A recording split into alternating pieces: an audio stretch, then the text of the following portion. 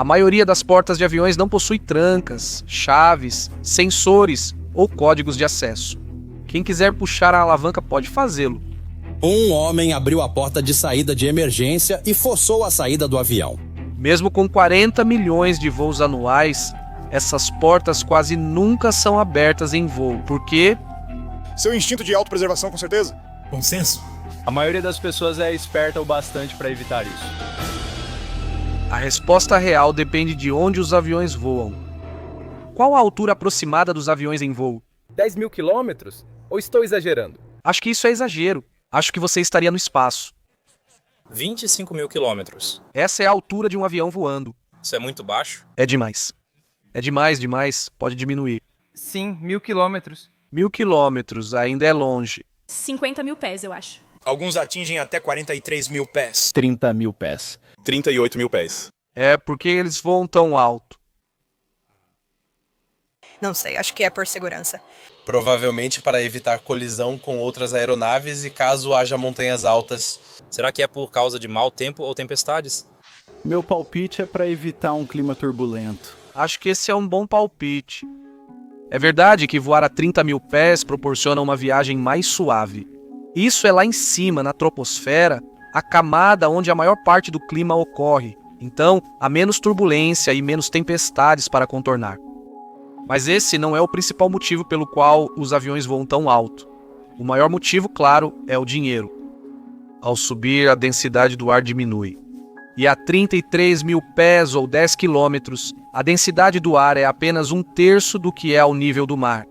Voando nessa altitude, o avião encontra só 1/3 das moléculas de ar que teria perto do solo. O avião pode voar cerca de 73% mais rápido com o mesmo empuxo e, como resultado, você chega ao seu destino mais rápido. E como você passa menos tempo no ar, consome menos combustível. Parece de certa forma que subir é energia desperdiçada. Você pode comparar, a descida com a subida? Você basicamente recupera a energia quando desce do outro lado? Sim, ao subir queimamos cerca de 80 kg por minuto, em cruzeiro queimamos cerca de 40 kg por minuto, e na descida, talvez 10. Então é quase insignificante. Não só isso, os motores a jato são mais eficientes em altitude. Eles funcionam comprimindo o ar na entrada, misturando-o com combustível e incendiando-o. Então, os produtos da combustão são ejetados muito rapidamente pelo bocal de escape. Esse processo é mais eficiente com o ar mais frio. Em altitude, a temperatura chega a cerca de menos 50 graus Celsius, bem mais fria que a média de 15 graus no solo. Então, voar mais alto significa que você queima menos combustível por menos tempo e evita o clima e a turbulência associada das altitudes mais baixas. O outro motivo pelo qual você quer voar alto é para aproveitar os ventos de cauda da corrente de jato. A empresa incentiva isso porque reduz o consumo de combustível e economiza dinheiro. Mas há um problema em voar tão alto. O ar lá em cima é irrespirável. Se fosse teleportado ao topo do Monte Everest, mais baixo do que onde os aviões voam, você ficaria consciente por cerca de 3 minutos. Isso ocorre porque, além da densidade, a pressão do ar também diminui com a altitude. A pressão do ar diminui ainda mais rápido, pois depende do peso do ar acima de você. A 10 km de altitude, a pressão do ar é só 1/4 da do nível do mar. O ar ainda possui 21% de oxigênio. Porém, a pressão parcial do oxigênio, a pressão exercida apenas pelas moléculas de oxigênio, é de cerca de 5,5 kPa, que é 1/4 do que é no solo. Com essa pressão, não há oxigênio suficiente para as moléculas entrarem no seu sangue pelos pulmões. Para funcionar normalmente, os seres humanos precisam de uma pressão parcial de oxigênio de pelo menos 16 kPa. Por isso, aviões que voam em grandes altitudes precisam de cabines pressurizadas. Ar é constantemente trazido do exterior para a cabine. Na verdade, ele vem da compressão dos motores a jato. É isso que mantém o ar respirável dentro do avião. O lado negativo é que você está tirando um pouco da eficiência dos motores. Pressurizar a cabine exigiu uma reformulação radical das aeronaves.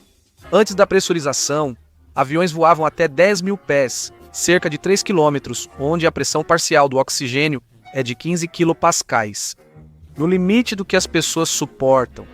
Nesses aviões, as portas abriam para fora e não havia preocupação com a vedação, pois a pressão era igual dos dois lados.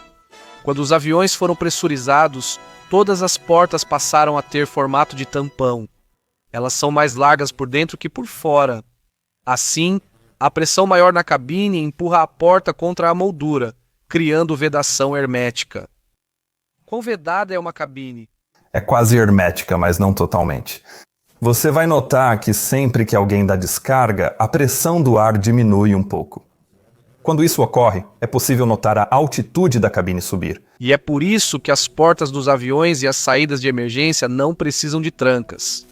A diferença de pressão entre a cabine e o exterior é tão grande que ninguém consegue puxar a porta para dentro. E se alguém tivesse chegado e girado aquilo enquanto você está no meio do voo? Nada. Mesmo portas de aviões modernos que abrem para fora são moldadas como tampões, apenas com design inteligente. A porta principal de passageiros de um Boeing 737 é mais larga e alta que a moldura pela qual passa.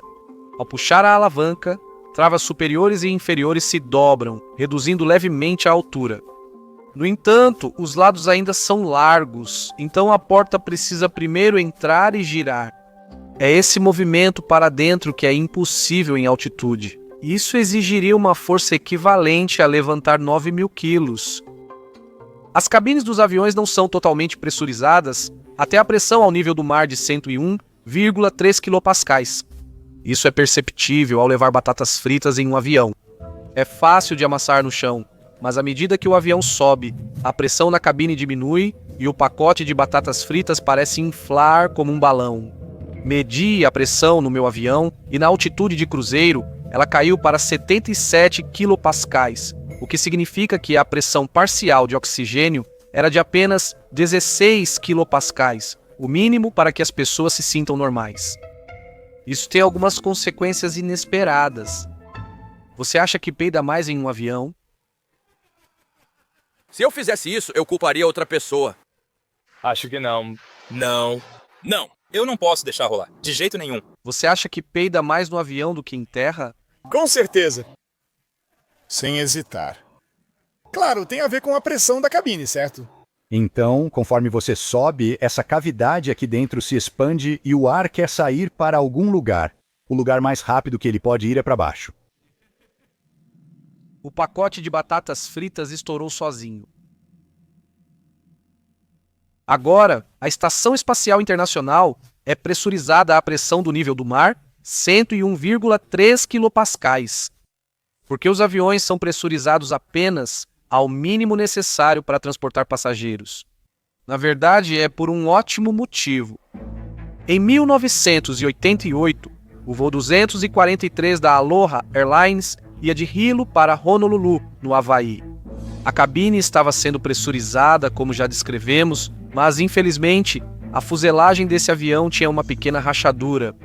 E de repente, a 24.000 pés de altitude, a rachadura se alargou e todo o teto da frente do avião se desprendeu. Milagrosamente, os pilotos conseguiram pousar em segurança e apenas uma pessoa morreu. A diferença entre a Estação Espacial Internacional e um avião é que a EEI foi pressurizada uma vez e permanece pressurizada. Mas um avião enfrenta diferença de pressão sempre que sobe a altitude de cruzeiro. Então a fuselagem é esticada e depois relaxada a cada voo. Esticada e relaxada, esticada e relaxada. O avião da Aloha Airlines tinha a segunda maior quantidade de ciclos de voo do mundo do 737, com quase 90.000. Isso é muito mais do que ele foi projetado para suportar. Isso levou a fadiga, rachaduras, corrosão e a eventual descompressão explosiva. Então, os aviões são pressurizados ao mínimo possível para minimizar o estresse e aumentar a vida útil da aeronave. Mesmo 75% da pressão atmosférica já deveria impedir que as portas se abrissem. Então, como isso aconteceu em maio de 2023? Um passageiro entrou em pânico e abriu uma saída de emergência de um Airbus em pleno voo. Eles estavam na aproximação final, bem perto do solo, com pouca diferença de pressão. E por causa dele usar toda a sua força, ele realmente conseguiu abrir a porta, o que foi uma loucura. E nós não achávamos que isso fosse possível. Mas, se você quer algo suficiente, acho que é possível. Uau, ele ficou bem? Ele ficou bem, todo mundo ficou bem nesse caso. Esse foi um acidente bem sério.